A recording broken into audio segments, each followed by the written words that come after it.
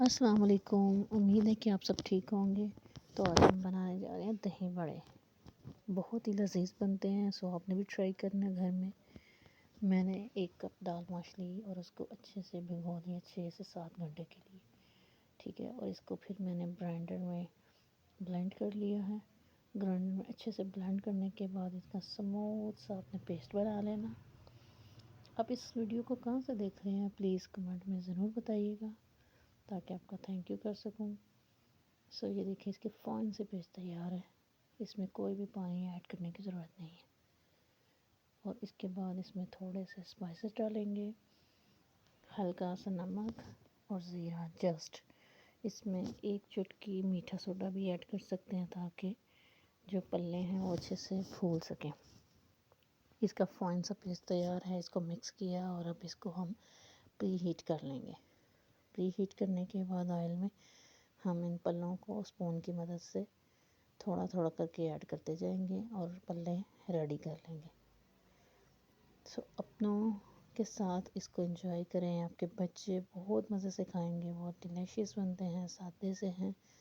इसमें कोई इतने खास ज़्यादा मसाले नहीं ऐड किए। अपने खानों को जितना सिंपल बनाएंगे उतना अच्छा है। आपके बच्चों को, बड़ों को, बुज़ुर्गों को बहुत पसंद आएंगे। सो आप इंजॉय करें अपनी इफ्तारी को इन पल्लों के साथ। तो इसको अब देखिए, मैंने इसको थोड़ा सा गोल्डन ब्राउन होने तक पका लेना है। ठीक है, जब ये गोल्डन ब्राउन हो गए हल्की आंच पे, तो इसकी साइड चेंज करेंगे और इनको भी दूसरी साइड को भी हल्का हल्का पका लेंगे, ताकि अंदर से अच्छे से पके, अंदर से सही से पक जाएं और गल जाएं। इसको गोल्डन ब्राउन होने तक आप पका लेंगे। इसके बाद अब इन जो पल्लों को मैंने गोल्डन ब्राउन कर लिया, इसको पानी में भिगो लेंगे। ठीक है, एक तरफ मैंने दही, उसमें ज़ीरा, 1 चम्मच चीनी का डाला और थोड़ा सा नमक डाल के इसको अच्छे से जो है वो मिक्स कर लेंगे। हैंड बीटर की मदद से करेंगे तो ज़्यादा आसानी हो जाएगी। इसको अच्छे से मिक्स करने के बाद इसको ट्रांसपोर्ट करेंगे। इस एक बाउल में पल्ले डालेंगे और उसमें डालेंगे हम थोड़े से पोटैटो, जो कि आलू मैंने अच्छे से बॉईल कर लिए थे, इनको भी मैंने ऐड कर लिए। आपकी मर्ज़ी, आप इसमें चने और मज़ीद वेजिटेबल भी ऐड कर सकते हैं। मेरे बच्चे खाते नहीं, इसलिए मैं इतनी ज़्यादा नहीं सब्ज़ियाँ डालती। इसमें मैंने थोड़ी सी फुल्कियाँ डाल की